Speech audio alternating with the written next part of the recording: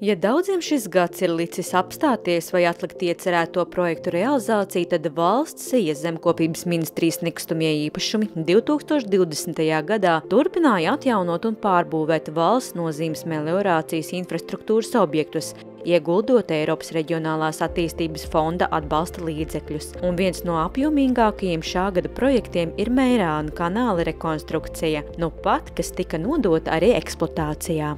Šī projekta būtība ir tajā, ka mēs esam veikuši tieši šī Meirānu kanāla pārtīrīšanu un arī dambju nostiprināšanu. Ar viņu palīdzību mēs daļai ierobežojām lielos plūdus. Tas ir Lubānas ezers, ir kā akmotors, kas aizkavē ūdens teci pa Aivīksti.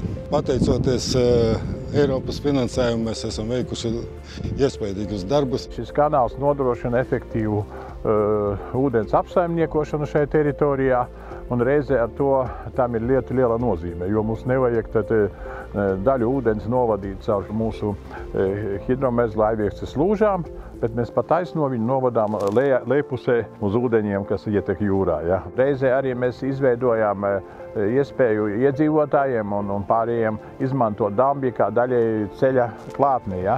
Tas tika atjaunots. Meirānu kanāls ir daļa no Lubāna ezera hidrotehniskās sistēmas, kas novada uz Aivīksti daļu agrāk Lubānā ietekmējošo upju un daļai arī pašu Lubānas ūdeņus. Pirmais kanāls tika izbūvēts 1853. līdz 1856. gadam, bet nepietiekamo izmēru dēļ tas nespēja novadīt palūdeņus. Jaunais kanāls tika izbūvēts periodā no 1955. līdz 1960. gadam. Lejas posmā 14 km garumā, izmantojot veco trasi, bet augšgalā veidojot savācēju posmu pēc pilnīgi jaunas sistēmas. Meirānu kanāls ir lielākais Baltijas valstīs, un tā, pēc 60 gadu pauzes tas ir atdzimis no jauna. Tas fakts, ka tajā laikā tas ezers nebija tāds kā šodien Lubānas, ja. Šodien mums Lubānas ezers ir apjūgts ar dambiem, ja.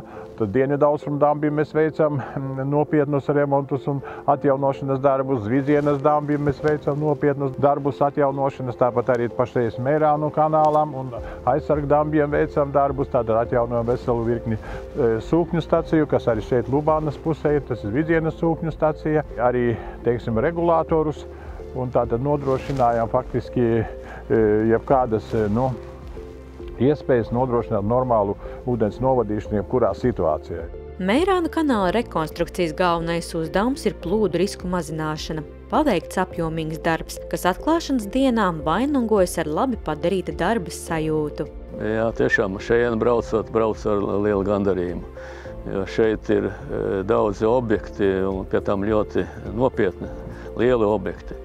Kā mēs te pirmīt bijām uz jau nodošanu Meirānu kanāla, kas ir vairāk nekā 12 km garumā un kas ir, var teikt, paglāb no plūdiem vairāk kā 1000 hektāru zemes. Tas ir lauksaimniecības zemes, nerunājot vēl arī meža zemes. Un, protams, arī iedzīvotājs, kas tur apkārtnē dzīvo, un kas skar faktiski 2 novadus un 5-6 pagastus. Tā kā tas ir viens no tādiem objektiem būtiskiem. No šeit, kur mēs patreiz atrodamies, tas ir pagājušā gada nodotais objekts, tas ir Zīdienas poldera sūkņu stacija, kas arī bija ļoti bēdīgā stāvoklī. Un tas atkal izdevās mums realizēt pagājušā gadā nodot, ļoti veiksmīgi. Sūkņu stacija strādā automātiskā režīmā, kuru mēs varam pārskatīt un sekot līdzi, kāda procesa notiek no Rīgas. Un vajadzības gadījumā, protams, ir arī šeit uz vietas speciālisti, kas uzreiz operatīvi atskrien un izvērtē, kādas problēmas ir. Bet, faktiski nekādu būtisku problēmu nav bijis. Tā kā ļoti veiksmīgi tas atkal ir realizēts un darbojās. Kā saka, viens nav karotājs, tādēļ jāizceļ arī veiksmīgā sadarbība ar projektu realizācijā iesaistītajām pusēm, jo īpaši būvniekiem, kas spēja kvalitīvi paveikt izvirzītos darbu uzdevumus. Sadarbība ar pasūtītāju bija ļoti interesanta, jo viņš zināja, ko grib. Ja? Tas mums arī uzlika zināms pienākumus, un viņš strikti pieturējās pie tā, kas ir projektā, tas ir viens, un tika izveidotas projekta izmaiņas. Tās bija viņa iniciatīva. Līdz ar to viņš sekoja līdzi burtiski visam, kas šeit notiek, bet tādā ziņā mēs arī jutāmies droši, kad pēc tam nebūs nekas jāpārtaisa. Mērāna kanāla rekonstrukcijas darbi prasīja ātru spēju pielāgoties situācijai, rodot labākos risinājumus katrā darba solī. Ļoti interesants objekts, jo mēs arī, beidzot šo objektu, arī paši augām. Ja, jo viņš ir nedaudz specifisks tādā ziņā, ka šeit kanāla pārtīrīšanai jāizmanto tālas sniedzamības ekskavatori. Tas ir ar garajām strēlām, tas ir viens. Tad mēs iepriekš bijām pie slūžām. Tur viens posms ir, mēs pārtīrījām ar peldošo ekskavatoru, ja, kas arī bija jauninājums mums pašiem, un mēs beigās nolēmām un arī iegādājāmies paši šādu ekskavatoru. Tā kā beidzot darbu, mēs arī paši augām, arī materiāla tehniskā bāze mums pašiem arī auga. Tā kā viņš ir noteikti interesants un viņš paliks mums atmiņā. Taisni ar to, kad mēs tagad jūtamies vēl spēcīgāk, kā bija. Valsts zemkopības ministrijas nekustamie īpašumi nepārtraukti turpina darbu arī pie citiem valstī piederošo hidrotehnisko būvju atjaunošanas un pārbūves, valsts nozīmes ūdens noteku atjaunošanas, kā arī lauksaimniecības un meža zemju meliorācijas sakārtošanas. Daudz liela objekti, kas ir realizēti. Tas ir nerunājot jau par to, ka Ikšķilis ogres, Rīgas aizsargdambis, kas visvairāk tagad, var teikt, aizsargā Ikšķilis un ogres iedzīvotājs, bet ļoti daudz ieguldījums ir veikts arī Nīcas novadā, kur gan Bārtas dambis, Toseles grāvis, Bārtas labā krasta dambis. Tā kā tur arī, var teikt, mēs realizējam šos projektus, novēršam vispārējo iespējamību kaut kādu Nīcas novadam aplūšanai, kas būtībā notiktu, ja tas netiktu darīts. Tā kā arī, protams, Lielupes basēnā ir daudz objektu un daudz dambi atjaunoti gan no RFA finansējuma, gan no lauka atbalsta, kas ir lauksaimniecības valsts nozīmes ūdens notekas. Un, protams, mēs esam arī paspējuši tos finansējumus, tas ir gandrīz nepilni 14 miljoni no Solidaritātes fonda, kas bija pretplūdu pēc 17. gada iedalītais finansējums, iezīmētais mums. Mēs to arī veiksmīgi esam realizējuši un ļoti daudz vietas atjaunojuši un saglabājuši. Vēl, protams, Aiviekstē mēs esam arī, bet tas ir no cita finansējuma. Šitais bija no ERAF finansējuma, gan Mērāna kanāls, gan Zvidzienes polderu sūkņu stacija, kas ir Eiropas Savienības struktūra fondu finansējums, plus, protams, valsts 15%, kā tas ir standartā.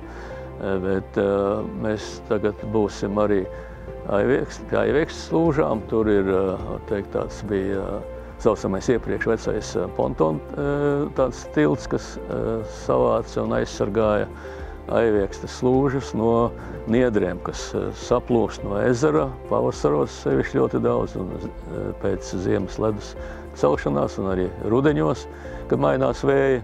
Un tagad tas ir izveidots pilnīgi jauns, pilnīgi ar jaunu tehnoloģiju, kas ļoti interesants. Viennozīmīgi, daudz jau ir paveikts, bet daudz kas vēl veicams, kas nesīs pievienoto vērtību ne tikai Latvijas vidēji ekonomikai, bet arī iedzīvotāju labklājībai. Pamatā ir pozitīvas atsauksmes, un es domāju, jebkuram cilvēkam ir patīkami, kad ir sakārtota šī infrastruktūra, ka var pārvietoties, ka var makšķerēt, ka var vērot putnus, jā, un kad ir šīs iespējas arī drošai vidē šeit dzīvot. Jā. Protams, mums ir daudzi objekti, kas ir jau saistīti ar to 17. gada plūdi, kas bija sevišķi Latgales kārusi. Mēs ļoti daudz esam atjaunojuši, gan valsts nozīmes ūdens notekas, gan dambis, bet no tādiem lielākiem, kas vēl saistīts ar Lubānas ezeru, tas ir Ziemeļdambis. Un tas mums arī ir jau iesniegts un akceptēts, teiksim, no finansētāja puses, no CFLA puses, un izsludināts arī jau būvniecības konkurss, un tagad vērtējam pieteicējus, un tā kā to arī varēsim šoruden uzsākt un nākošā gadā pilnībā realizēt. Tā kā līdz ar to Lubānas ezers faktiski būs no visām pusēm ar atjaunotiem dambiem, ar atjaunotiem sūkņu stacijām, var teikt, ļoti droši.